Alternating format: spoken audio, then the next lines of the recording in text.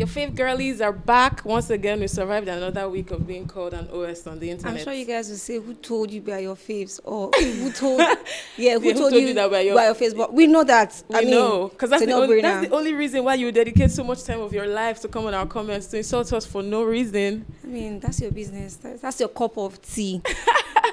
And please stop referring to us as the light skinned one and the dark one. My name is Sarah. And my name is Sorochi. Yes, welcome to It's How Different.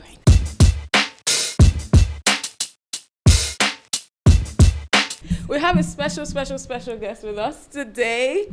Like, we're so honored to have him, the baddest. I think we can actually say the baddest producer in Afrobeats now. It's Andre Vibez. What's up? Hi, Sarah. Hi, Sorochi. Hi. Thank you for agreeing to come on our show. Of course, you're very busy. You're fam. Okay. Okay. See, can you say that by yourself? Do you know that when I was doing research to have you on the show today made me know a lot of things about you. For example, I didn't know your name was Alexander. How did you go from Alexander to Andre? I just removed the Alex from the Alexander, then switch the and E and R. Yeah. Andre. Oh, okay. That's cool. Then where did the vibes come from? I mean, it's the vibes I give. That's basically it. Has that always been your name since like Benin and stuff? Yeah, it's been. I had since 2009, Whoa. 2008, 2009, but I kind of like, got into the name fully in 2012. What made you get into it fully in 2012? Because I felt like it just felt right at that particular time, and the sound, music, the music space, and everything was changing. I knew it was changing. I knew I had to come with something like different, new, and Vibes was a different thing for me at that time, and it wasn't like the way it is now in the industry. Everybody's saying Vibes. There's a radio station that's called Vibes. It came like a year after I started popping. So imagine if that didn't happen. When the radio station even came, like a lot of people used to actually think it was my station. I'm telling you, they would ask me like, because I had a lot of my songs play on the station, so people, I just had heavy rotation, like either my songs or like songs I produced for other people. That's good marketing from them. I mean, that's smart. And okay. I always used to be on the station for one interview or the other. They had this thing they used to do house party on Friday nights. I'll go there. In fact, everybody in the station was like was family. Oh, so basically you're like a co-owner or something. Of course. but not in paper. That is so cool. So yes, we're going to be talking about like things that you've done from Benin all the way to coming to Lagos and having the biggest Afrobeat song. I really wish that I was part of the people who spoke to you when Calm Down was popping, because I was on leave that year. I remember and Skill said, "Madam, you're on leave. Guess who's coming to the show tomorrow?" And I was like, "No." Are you serious? Well, but now we can talk about it like post Calm Down. The fact that what Calm Down did was a madness. It's crazy because there's no song that has stopped Calm Down till now. Like when you guys were making that song, I know then it was popping and you were thinking, oh my goodness, I can't believe this is happening. But the fact that 3 years later, nothing is too close to Calm Down. How do you feel about that? I feel special. Yeah, I feel special. I feel like, I mean, it was meant to happen. It wasn't a mistake or anything. And, I just tapped into it. I tapped into that energy. Right. And the thing about Calm Down for me is that, like, it's one of those songs that you hear. Personally, I would not call it, like, my favorite on the album. But, like, it's one of those songs that you hear and you just know, okay, there's something special about this. It started off with, like, being most viewed on YouTube. And we knew that, okay, there's something going on here. And then, boom. The remix came out. When you were making that song, would you say it was one of the like easiest songs for you to create, or it was pretty much easy. It was easy. There was no thought into it. It was just one of those songs that I just felt the nudge to create something, and it was pretty early in the morning, like around 8 in the morning. Normally around that time I'll go about doing other things like go shower, look for something to eat. So you're a morning person? Yeah, but yeah. So on this day I just changed my mind. I was like, let me just stay back in the studio and create something, because I had like the sound, the melody in my head, and I just started making the beats, and probably must have taken me 45 minutes to make the beats. Oh. And when you were making the beat, were you making the beats with Rema specifically in mind? I didn't make it to anybody in mind. Okay. I just made it, and like I've always said, I had a beat close to 5 months before Rema jumped on it. And this was like 2021. It was 2021, beginning of like February 2021. At that time, had you met Don Jazzy yet? Of course, I was in Maven already. When did Maven sign you? So I got signed officially to Maven in 2022. That's when we put pen to paper. But the conversation started from like September 2020. Let's talk about how you got signed to Maven. How did you meet Don Jazzy? How did all that happen? My cousin. My cousin made it happen. But I'd always wanted to meet Don Jazzy. It's like a long time coming. It's like... so funny story. There was a time I almost met Don Jazzy in 2014. I happened to have his number, and I sent him a text, and he replied my text. How did you get his number? A friend.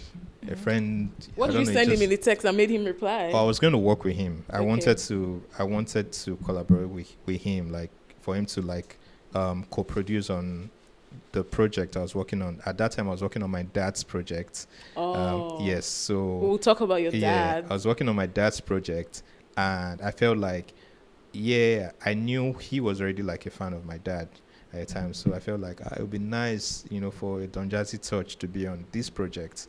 And I texted him and I told him that was what I was working on, and I would like to, meet up with him and see how we can, work on it. And he replied my text saying that, he would love to, and whenever I'm in Lagos, I should let him know that he would send his driver to get me. But I came to Lagos, I was so busy. I was on the mainland, I knew it was on the island, and my schedule was so crazy that period, because I was in the studio, like because I had to spend like every time I came to Lagos that period to work on the project, because it was myself and my dad, and it was I would spend 3-4 days, and that 3-4 days is back to back work sessions in the studios, like morning till night, like 10-11 p.m. So there was literally no time. And so after that, I was like, okay, this didn't happen. That's okay. This didn't happen. What do you mean by this didn't happen? It's Don Jazzy we're talking about. But it will happen again. It will happen again, and it happened now. Hey, I like the energy. Yeah. Okay. I don't. So funny thing about me, I don't overchase things. I don't, like, once I feel something and I know something's going to happen, if it doesn't happen at a particular time that maybe I wanted it, I know that it's still going to happen. Yes, somehow I'm still going to. So how did this somehow then happen? I just hit my cousin up. So my cousin posted, Don Jazzy used to post her like on his story, because they used to hang out that period. Oh, it's even a female cousin. A female, yeah. They used to hang out with friends, like group of friends, not just her, like she and her friends. So, they'll hang out, and I would see it on Don Jazzy's story, and then she would post, and then I hit her up. I was like, Don Jazzy? She was like, yeah, now my guy. I was like, oh, cool. I want me Don Jazzy. Oh. She was like, okay, she would tell him.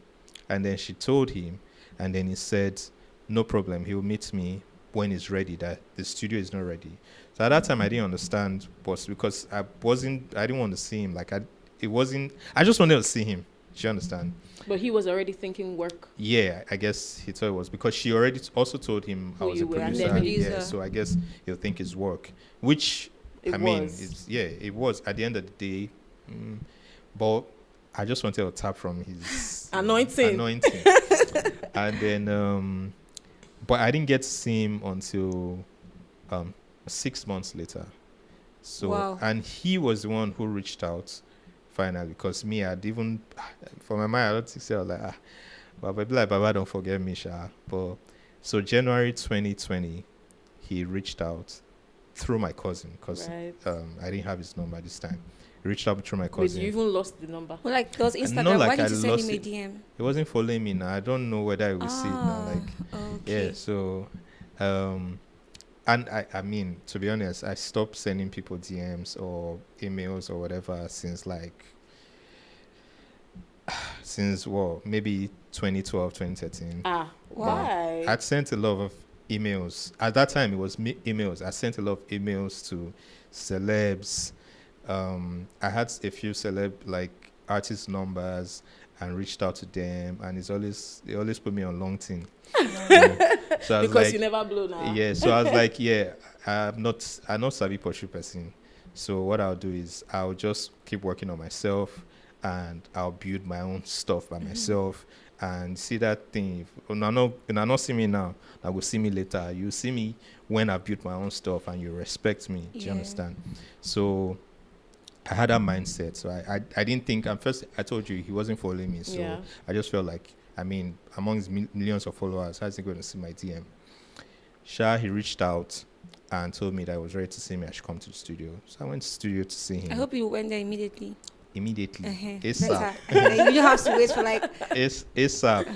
I didn't even think I was ready, because for almost 2 years I wasn't active making music. Making music. I wasn't really producing. I wasn't active. Was there a reason? Yeah, I was doing a 9 to 5. Yeah. Oh, what were you doing? I was a radio producer. So you can do all those of jingles, course, imaging and everything. I used to do all those charts, produce shows, news, imaging, jingles, anything. I understand why people think you own Vibes. Yeah. And then even I used to do this radio drama stuff. Yeah. I mean, you weren't producing music, but you were still producing. Still production. Yeah, still so sound, it's still sound. So I was doing that, but then I quit my job September 2019, and so it was between that time that Don Jazzy reached out in January. Yes, in January 2020, and then I saw him. We had conversation, just talks, it was just cool, vibes, and then I won't forget the one thing he asked me was what scenario do I find myself? Do I see myself in Maven? I'm like, I wasn't thinking of joining Maven. I really wasn't thinking of joining Maven because I didn't think anybody was going to sign me. I wasn't an artist. Yeah. I just thought, I just want to say, I'm like, I don't know. I just want to work. I just need a space, an environment to work. If possible, work with your artists and see where that takes me to. I was like, okay. And then he called the studio manager, told the studio manager that this is Andre. He's going to come to the studio. He's going to be coming to the studio to use this space, so nobody should stop him. Should allow him to come. Just like and that. That's So I started working. I started coming to the studio to work and just create. And then along the line, maybe a month later, the head of operations reached out to me, came to see me, because they had noticed me. She would come around and like, who's this guy? Yeah. And then she came to meet me and she was like, she heard I came through Don Jazzy, and since I'm already working, I'm already coming around, that we should just make it official. So we made it official, and I became a studio manager, studio engineer, recording and studio engineer in Maven. And so that was my work for a while, and I was just doing my thing. Lockdown happened, so we're out of the office for a while. Then I think I came back from the house back to the studio in end of July. This was 2020 now. Yes, end of July. And I was working. So when I came back, that's when I started working with the actual artists, because before I was trying to I'll meet this one half hour. I have this beat, I have this beat. They don't send you? They didn't. So I wasn't really meeting anybody. The only people I was working with were DNA twins. Okay. Then they were still at Maven. I knew them, so they were the only ones working with me. And then Dr. Seed was the first person to work with me. It's very cool, Did the song ever come out? No, it never came out. But So what's the first song you did at Maven that came out? The first song I did at Maven that came out, what's it? Hey, can't even remember. Maybe too correct. I think too Maybe too correct. So that's Crayon and Rema. Yes. Okay. Yes. Are you sure? Think about Yes, it. yes. Can you forget that? No, it's the first song. It's the first song that's. It's not the first song I made. Yeah, but it's the first one But that it's got first released. song that got released. How Yes. did you feel when you heard that song? In my head, I'm like, hey, God, finally, Finally. finally, or something don't come out. Like, yes, It was a at least I validating can. moment. Yes, I can. I know now I can move Now you from have here. bragging rights. Yes. So, I came back to the studio end of July, and Ladipo was the first person I worked with. He came around. I played him some beats. He loved my beats, and he said we should record. And there was a particular beat that I played for him. But I originally made that beat for Rema, and so when I played the beat for him, he liked it, and then I told him, "Yo, I made this beat for Rema, Sha, but I mean, I think you can use it because I've not heard anything from Rema yet." And Rema had already told me he liked the beat, so I had not heard anything from him. So he was like, "Oh, no wahala," that he would reach out to Rema. So he reached out to Rema. Like, in fact, they can even do the song together. So he reached out to Rema, and then Rema came to the studio the next day, and then I recorded both of them. On the beat. Yes, on the beat. So that's how me and Rema, got back, like reunited and started working again. Okay. Yes. So after the session, when Rema was done, he came and I was like, Baba, how far now? Like, are you down to work? Are you ready? I was like, bro, I'm ready to work. He was like, okay, when do you have time? When can I come to the studio? I was like, tomorrow, bro. And then the next day he came, and then we started working. So I remember we did like 2 weeks straight, Back to back back. to back, every day making music. And I would say was what really helped me in Maven, like just turn things around for me. The fact they were working Rema. Yes, because they started to notice, like the A&R, just everybody started to notice, like, okay, we will not say we see this guy, but for Rema to be working with him every day, There's something there. There's something there. Who is this guy? Like, and then I guess maybe they started doing their findings and whatever, and then. So you mean it was not just that you were Sir Victor Waifo's son? Some people knew. People knew. I don't think everybody, because I'm a pretty low key, quiet, reserved guy. There's no Waifo in his name. Yeah, I didn't need to do that at that time. I didn't want to do that too. Like, I'm sorry if I were. Yeah, it would be my forehead. That's what you say now. But it would be my But forehead. you're not me. It can have its own disadvantage, because people think that you're getting things just because there's plenty disadvantage to it, and I totally understand. I experienced the disadvantages More. very early, so I Tell us made a about decision. I was like, yeah, you know what, I'm just gonna do my thing, and when everything works out, then I can now say that this is who I am. Do you understand? You need to respect me for who I am, for my craft, for what I'm doing first. And once I have that locked, then we can now say I can say I am. So that way it just makes sense, the legacy just continues. You understand? It's not like I'm riding on my dad's wave and everything. And the truth is, regardless of who my dad was, not everybody cares. Yeah, true. People just Are don't. you sure? People not don't care. everybody I swear to God, like, people don't care. People don't care like that. Like, when industry. When you say people, industry you mean young people like us? Maybe. Not young people, like people in the industry. It's not young people that will help me now. It's like, I need connections. I need to network. I need to meet. I've met people, and it's not anything special to them because they've not seen what you can do. Yeah. And you probably, at the time you're meeting them, you can't really show what you can do. Do you understand? So it's nothing special. Like, you could be anybody's son, and then okay, yeah, cool. Okay, after and that's it. It's crazy because for somebody like me, the way my own brain is seeing it is like, that's a legend. I was telling him before. Yeah, of course, he's a legend. He's a legend. But people recognize that he's a legend. So but that's what will blind my eye. They'll be like, oh, okay, cool, all right, and then they'll move on. It's like, and I'm like, I was expecting more from. It's just like, oh my God, that. you mean? So I stopped. I just stopped. I'm like, yeah, I'm not going to do that. So would you say that that's the only thing that you've experienced that made you decide that you're going to not put that in the forefront? Like, was there a specific thing that happened to you, maybe with letting the cat out of the bag, that this is your dad, that made you think that, or that made you come to this resolve? I think there was. I'm trying to remember. There was somebody. It wasn't anything crazy, but like the reaction was very like. It was not what you expected. I was let down like badly, like heavily. And this was in Edo State now?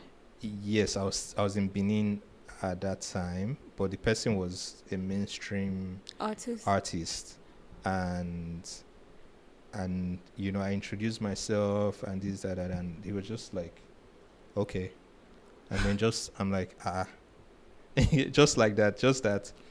So and then also it also, my dad too contributed to it, because my dad is very tough.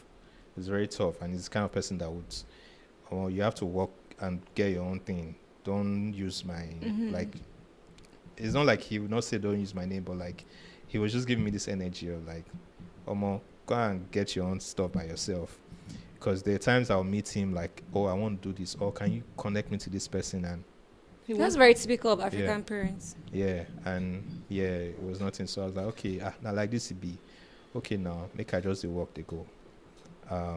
So I just kind of like removed that from your head. My head, my mind, and I just knew that even if people still like appreciated the fact that I was Victor Eifel's son or what, I had started to study the industry and I became a student of the game, you know, and I realized that you need to build a brand for yourself. You need to build something that people actually, recognize, and people, just love. Do you understand? And I just carried that mindset and I started building. I knew that, I'm building, but it will take a long time.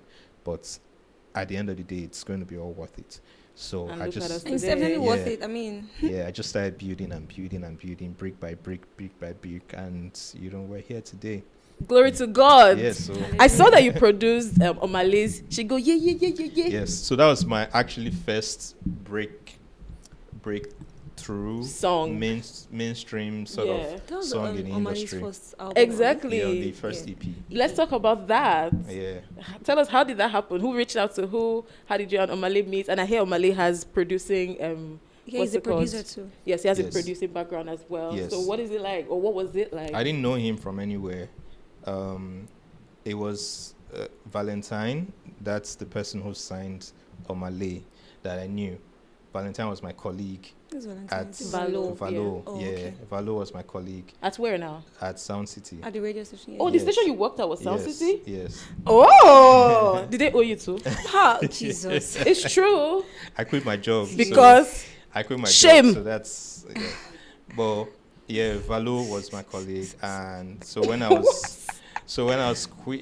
I was about to quit, I told him like, yo, bro, I want to go find my way. I want to do my thing. And this was Sound City Lagos now? Yeah, Sound City Lagos. Whoa. So I told him, I was like, oh, cool. And then I was like, oh, he has this. So when I was telling him, I told him because I also wanted him. I knew like artists, they come around, maybe want to promote their songs and whatever. So I told him, bruh, if you know of anybody that wants to work, like, and they need producers or whatever, just holler me.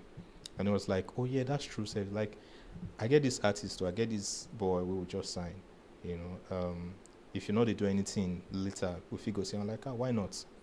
And then after work that day, he drove me to Omale's place, and then introduced us, and then I played. So the funny thing is, I've only met Omale once. Only that time? Are you serious? Yes. Since 2019, I've not seen Omale in person. Till now? Yes. Why is that so? I don't know. I'm just... Omale, call Andre. I don't come out. And he doesn't look like an outsider. He's not an outsider too. He's not an outsider. I don't come That's out. That's the more reason why it's now I've started coming out. Yeah, but like, I mean, you guys can text. Oh, no, we've texted a few times, but like, I don't know him. He doesn't know me. Like, we're not that cool. We're not guys. We're not friends. Do you understand? We're not guys. But he knows me, obviously. We've texted maybe 4 or 5 times since 2019 till now. Wow. Yeah. But so he introduced me and I played beats for him, and that yeah yeah yeah beat was one of the beats I played. So as soon as I played it, he loved it, and it was like he wants to record on this. I'm like, okay, because I actually made that beat for Rema too. Yeah, but I was like, well, I couldn't reach Rema at that time. That was 2019. Rema just blew. Yeah. It was hot. I'd reach out to Sean, his manager. Sean was like, oh, they're building the studio, that when they're ready, they will let me know. I just thought, long talk, I beg. So I'm like, there's somebody who wants to jump on it. Why not? I told him, okay, you can take it. And then he recorded it. I didn't think much of it. He recorded it. So when he sent it back to me, I'm like, oh, okay, the song is cool. I like the song. Okay, no wala. And then Valo said they were going to drop it in 2020, like the next year. So they kept reached out for the stems for mixing and mastering and all of that. So in my head, I'm like, okay, cool. I was excited about it, a little bit because I knew it was coming from Valo. It was head of like music. Yeah, for your Sound former City. colleague. So I mean, if it's for push, I know at least I'll hear the song on radio, and if anybody asks, well, what have you done, I'll say, oh, I did that. That's my song playing. Yes. So I was excited about that, and that was it. I didn't think Omale would be who he is today. became. Yeah. So let me ask, for someone like Omale that obviously is also a producer, how do you feel having to produce for a producer? Because like I feel like you obviously have like different type of working process. So how you able to do that? Do you feel some sort of pressure, or you feel like, oh, you have to overdo, or is it just easier? Is it just no, easy? I don't feel any pressure, but like the thing is, so let's look at it this way. I did not exactly produce for Omale. I had the beats made already, so it was just thing of he heard the beat and he liked it. But like I've worked with other producers who have become artists, and it's usually just very fun and cool, because there's that thing where we really understand ourselves and they understand even if I'm trying to make something very different from what you're used to, it's like they understand it more. They can get like where you're going to. yeah. Like, do you understand? So I think I would like to work with more producers who want to become artists. But producers are very cool. Like we don't have like egos. Are you trying to say artists are not cool and they have egos? Oh God, we know egos. artists now. He said it with his full chest. I mean, we know They do artists. have egos. Like it's okay. I mean, it comes with the with everything. I feel like if I were an artist, I would have ego too. Because they suffer before they blow. Who doesn't suffer? Exactly, but artists, like, their own suffering is understand. humiliation. Have you seen the way Nigerians treat producers emerging suffer too. artists? Everybody suffers. Yeah. But the thing is, They all this it's publicly. it's okay to Oh, have everybody because suffers. they are out. They are Yeah, outside, the whole but world is seeing them get humiliated, and then few years later they blow. Omo, my shakara will be off the roof. Nobody will give you. Oh, just because you're an artist. Nothing is easy. You have to work for it. Do you understand? The fact that people bounce you or people tell you That should motivate you. doesn't mean that it should be a motivation, but it also doesn't mean that you were at the top of your game at that time. Because you can have talent and have something, and you can't force anybody to see or recognize your talent. Yeah. Because at that time, yes, you have talent, but you probably still have like some work to do. And some people don't realize that. They think, oh, they are ready. You are not ready. And it's only when you're ready that things actually like just kick off. Kick off for you. And it's not just with artists, that's like with everyone. With everybody, with yeah. everybody. Yeah. Do you understand? Even I've been producing for so many years. I knew I've been good. I've been very good right from time. But I knew that I had work to do, and not really work on like my on the sound or whatever. Like that's something that I would always have to do. Like even till now, still improve on myself. But like it was the kind of work I'm talking about is like I had to find like a way, a means to like get the things that I want. I knew that I'm not the kind of person that will go out and I don't know how to network. I don't know how to meet somebody and introduce myself. Me like too. I'm always very own. like I'm shy. I'm nervous. So I like to keep to myself.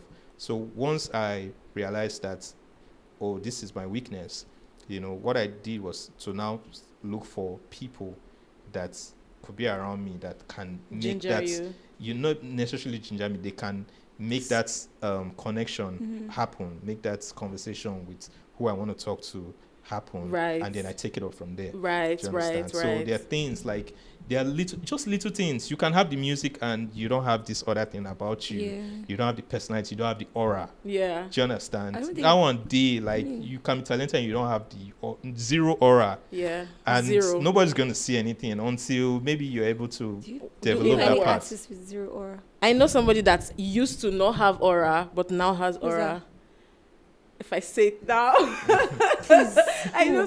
The only person I can think of now is Omal. Once upon a time, Omal did not have aura. Go and look at Omal's videos from Get Laid. Like, I think even the Omale stage is just a performances. very shy person. but not anymore. Oh, okay. Like if I you've haven't seen him in Omal for recent the times. past two years, at least 2 years, I felt that way. Like this guy has changed. He has, Yeah, I know that What? in terms of performance, he wasn't that great, but I'm sure that he has improved. even down to his music videos. Then it was like, but now. well, I mean, we believe in you, Omale. But now, yay, thumbs up. Yeah. So, Anyways. Yeah. So we're talking about the Omale thing. So the song came out during the lockdown. Nothing was happening in my life at that time. Like I was so scared. For the first time, like I'm someone who's never scared about anything, but like that period I was so scared But because scared of Yes, what? like the world I was was- going to end. not the world was going to end, but like I didn't know what was going to happen. I was so uncertain about so many things because Lockdown was COVID scary. happened, And you were this and close. I was like, "What's going on? Like, happening? is this how we're going to be? Like, I'm locked down in the house in my friend's place because I didn't have my own place. I was squatting with a friend, and I'm like, how am I going to? So if I cannot come out, what am I going to do? Like, I had zero naira. At the we're all time. broke during At least that was COVID. my parents' house. Yeah, Yeah. At and least your I parents' was house. too. I mean, being in your friend's place, I had that's, zero That's naira. crazy. Like zero. zero. Yes, zero. I didn't have not even 5K in my account. I had zero how are you naira. How did you survive? Well, the first week of lockdown, there was food stuff in the house because my friend's house, so he bought some food stuff. Luckily, we had lights that period, and the house wasn't far from like the filling station. It's just the junction, so it's like 3 minutes walk to the filling station. So you could buy fuel. So we had like fuel in the like The jerry can. can. So even if light went off, we'll You just turn on the gen. turn on the gen. But good thing there was light that period, and then there was internet. So I watched Netflix movie and chill. Were you producing I didn't it? have a laptop. I didn't have any. Oh I had a my laptop, God. but I didn't have like any equipment. I didn't have headphones. I So didn't you have couldn't speakers. even make music. Yes. So I was looking for ways to like get that, but I couldn't come out. I couldn't do anything. And then a week later, I had someone reach out to me, a friend actually that stays in the US, reached out to me. He wanted some beats, and I didn't know how to charge him because this is my guy. Like we used to make music together. You know, we're supposed to be a group before he traveled, to the US. So when he reached out to me, he wanted beats. He said he wanted 5 beats. I'm like, okay. And he said he was going to pay for it. And it was so weird because that's my guy. He's like my brother. I'm like, I want to charge It's you for business, beats. so But he said he so- wants to pay. I'm like, okay, cool.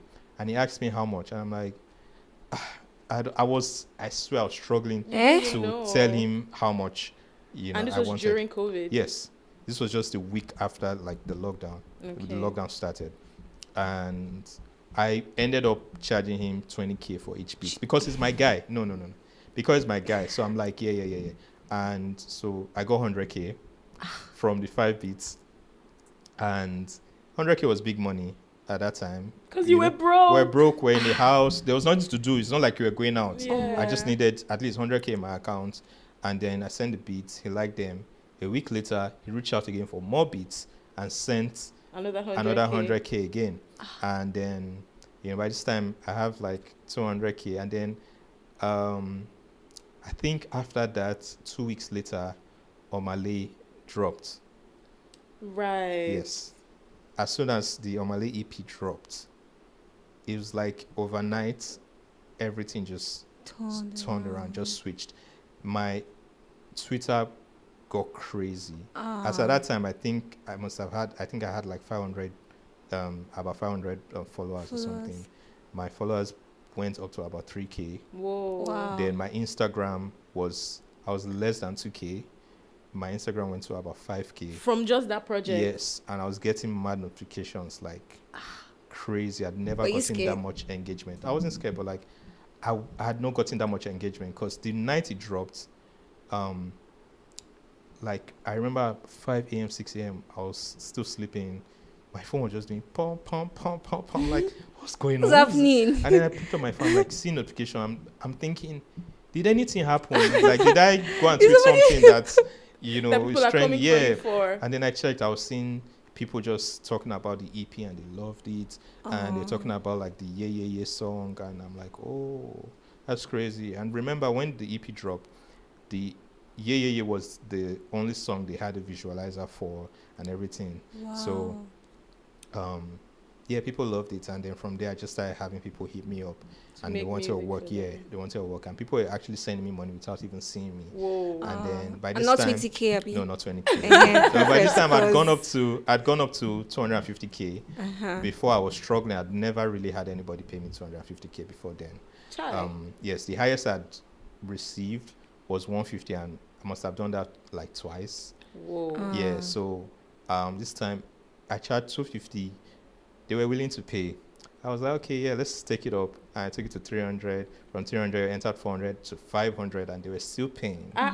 Yes, and then I had a lot of like industry, you know, big guys follow me. Some were not even following, but they would just come and comment something, and they would like my pictures. So I knew people were watching. You, Yeah, and then, you know, a few months, maybe 2 months after, I went back to Maven, you know, reconnected with Ladipo, and then Rema. We're working, and then the whole conversation about signing me came. Tega hit me up, like it was actually on my birthday. Oh, that's a And perfect like, birthday gift. Yeah, he would like to see me. I went to his office to see him.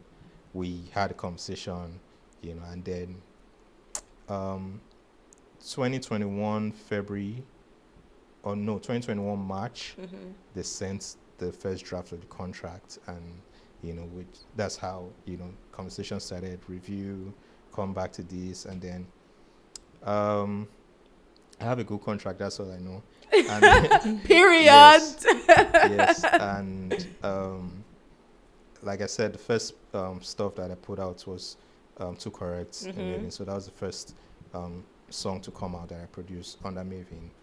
And then the Crayons EP dropped. I kind of like... At what point did Irasta happen? Because you've given, like, you also made Irasta's biggest song, Rush. So we've been, myself and Irasta had been working since lockdown.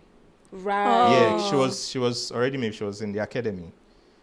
You know, she was in the academy. But herself, they had not unveiled her. Yeah, so it was Ira, there was Magix, there was Boy Spice, Bayani, Life Size Steady. Magix. Yeah, Magix too. So they were all in the academy. So we're all working in that period. So these were the people I was working with, not the bigger artists. Right. Do you understand? So I was working with them. So after the Crayon project dropped, the Ira project dropped, I didn't produce on that. I thought I was going to be on it. But the first EP... there was a song on the first EP The first EP. The only thing... Okay, it was from the 19 and Dangerous album. The album. That yes. you want Beggy Beggy? I did Rush and I did Bridgerton. You didn't do Beggy Beggy? No, that's Louder. Oh, okay. I thought you did Beggy Beggy. Yeah, so I thought I was going to be on the first EP, but unfortunately I was not. Was that heartbreaking for you? It was a little bit because at this time I still was learning how things worked, like, you know, in like a label setting and all of that. And it doesn't mean like I had great songs with Ira that people are probably never going to hear. Why? Right? Yeah, because I don't know. That's how it is. Oh. So I remember before the EP dropped, they used to do like these listenings where they'll call like radio media people and all of that to come and listen. And some of the songs I produced were parts of the songs that, you know, they put out for the listening, and I think they picked like 10 songs. I had like 3 songs out of that. And I remember of those 10 songs, like I would always get like feedback from the A&R. Oh, these people, they like this song, they like this song, they like this your song. So in my head, I thought it will make one of the songs will make her debut. Yeah, but at the end of the day, I think they put 4 songs on the EP, and unfortunately, it didn't make it. So I was like, shit. But we go again. Well, okay, no wahala. So it was the Crayon project that I used to come back. Like, it's like, okay, let's do this. And then, that kind of like took me to the next level. And then, then Ladipo feeling came. Feeling as well. Change. Ladipo feeling was what really changed everything for me. Sorry, but I just really want to hear the story. Everything of is divine. feeling. It's divine. It's just divine. God's timing. It's timing. It's like you're literally the one who made the biggest songs for the Maven guys. Yeah. How does it bust your brain sometimes? You wake up in the morning and think sometimes like, how did my life become this? Normally, I should have ego. I should be. Yes, now your shoulder should be up like this. I should shoulder. You know that's TikTok thing. My shoulder is up. Yeah, I should be doing that, but. But what? No, he's not cheapo. He's not cheap. Yeah, so if you're coming, come cheap. correct. But did you dream that it was gonna be this big? Because I mean, we all have big dreams, but with what has happened with you, I think it's probably surpassed what you had in your mind. It did. But now you're dreaming bigger. Yes, I dream very big. I'm a very my the vision I have. You have no idea. Like it's so big. I already had big dreams even before these things happened. But like I had like a different way to like get there. But I mean, it happened the way it happened. I'm like, oh, okay. So this is how I was looking at it. This is how I wanted it to go, but this is how it went eventually. So, I don't have to overthink everything now. Let me just do what I have to do. Yeah. And now I understand I have to be more strategic with like stuff. Now I understand the strategy. So I'm going to do this and do this and do this and put like things in place to help. It's like, get to that level. I think that you should start documenting a lot of your production sessions. I honestly think so. Because somebody like me will pay any amount to watch like how Calm Down was I'll made. do it too. There's money involved. Do you understand? So I'm giving you an idea for real. Like I think not just you, producers, people should document the making of songs. Because to be honest, I don't even think producers get enough credit in this industry. Yeah. So it would make sense if you document Have you ever worked so that with people know artist? that. Plenty times now. And what do you do? Do you get angry and leave the studio? No, I'm very professional. I'm very professional. I'm very patient. I would so you can try. Work with me? No. Am I that bad? I've not heard you, but the way you asked it, you already gave me. Work out with them. We can trust the process. No. I can't do that again. I've passed that level. But like, when I was on the come up, like, I work with a lot of work artists. I'll try to fix them, and I do a decent job a lot of the time. But the thing is, after that, if you don't try to improve, that's on you. And that's if I do 1 or 2 for you, and I see that it's so you're not trying to even change, that's it. So you mean at this stage now you do turn down producing for some artists? A lot. I mean, well, now you know. If he says I can't do it, now you know. A lot. I don't. Are there any songs that you've heard that you wished? I wish I did this. Plenty. Give me 3. It was like 3. Oliver Twist. Dubai. Yes. That's Don Jazzy. Yes, Don Jazzy. Okay. Oliver Twist. God, there are plenty. What will I choose now? Samba. Samba. Speed of Life. That's Wizkid. Wizkid. That's Wizkid and Saz. Sam Cliff. No, Wizkid and Saz. Okay, yes. Saz, yes. Saz on the beats. Something recent. Let me see. There are so many songs, but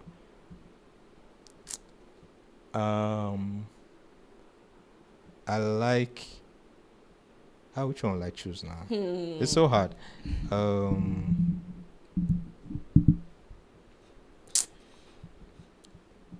You know what? I'll just go back. Okay. I'll go back to this is Need to See song. 10 over 10. Levels don't change. I'm trying to remember the beats for 10 over 10. 10 over 10. Who? The producer? I'm trying to remember the beat. Like what the beat sounds like. Yes. Oh, solid. We wish we could continue, but we don't have time. Subscribe so that we can buy more studio time. Exactly. But thank you for watching this week's episode. Did you have fun with us? I did. I wish we had more time. I wish we had, because I feel like we're still going. Like we had so much to talk about. If we ask you to come back, for real, come back. High five. See, it's our difference. Like, period. We get things done right. We told you guys that we deliver. We're not like other people. Let me not call it. We'll leave it there. Follow us on all social media platforms. Facebook. Did I say Facebook? Are we on Facebook? No, we're not. Facebook. Oh, wow. We are. Okay. Facebook, Twitter, TikTok, and Instagram. Everything is at A Town Hall Different Pod. And you could watch us on Pop Central as well every Friday. Don't forget to tell your friends. Yes. 7:30 p.m. channel 189 on DSTV. And you can also follow Andrew Vibes. Yes, please. Follow me on Instagram. And like I said, he's not cheap. So if you're coming, are you trying to mimic us now? Yeah, no, I'm just doing my own thing. Just follow me on Instagram at Andrew Vibes, and on Twitter at Andrew Vibes _.